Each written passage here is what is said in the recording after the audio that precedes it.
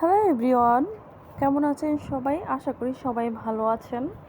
আপনাদের সাথে তো সবসময় ভালো কিছুই শেয়ার করি, আজকে খারাপ কিছু শেয়ার করি।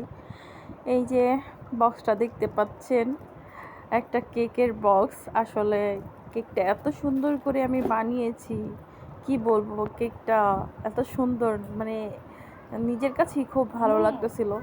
সব প্যাকেজিং করে আমি সব রেডি করে যখন কেকটা নিয়ে যাই কাস্টমারের হাতে দেওয়ার মানে 1 সেকেন্ড এর মধ্যে, মানে হাতে দিব মাত্র তখনই এই যে কেকের বক্সটা ছিঁড়ে পড়ে যায়।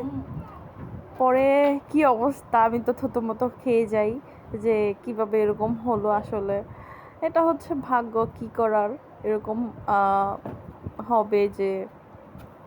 পরে এই কেকটা আবার আমি বাসায় এনেছি, এনে এটাকে আবার ঠিক করেছি, মানে আবার সেম টু সেম ভাবেই ঠিক করেছি। ঠিক করে আবার বিকেলে ডেলিভারি করেছি। এটা ডেলিভারি করার কথা ছিল মানে সকালে 10টা 11টা বাজে, কিন্তু কেকটা নষ্ট হয়ে যাওয়ার কারণে তখন ডেলিভারি করতে পারি নাই। পরে আবার যখন ঠিক করলাম তখন ডেলিভারি করেছি।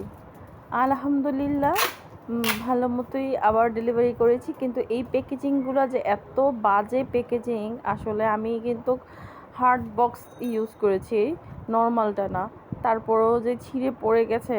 এটা ছিল 2 পাউন্ডের মধ্যে একটি গাড়ি থিমের কেক। এই থিমগুলি আসলে বাচ্চারা অনেক পছন্দ করে, বাচ্চাদের জন্য বেস্ট। আশা করি আপনাদের কাছেও ভালো লেগেছে কেকটা। কেকটা মাশাআল্লাহ, কি বলবো, অনেক সুন্দর। আমি ফার্স্ট টাইম এই টাইপের কেক রেডি করেছি, আগে কখনো করা হয়নি। এই থিমটা করার ইচ্ছা ছিল অনেক। আসসালামু আলাইকুম।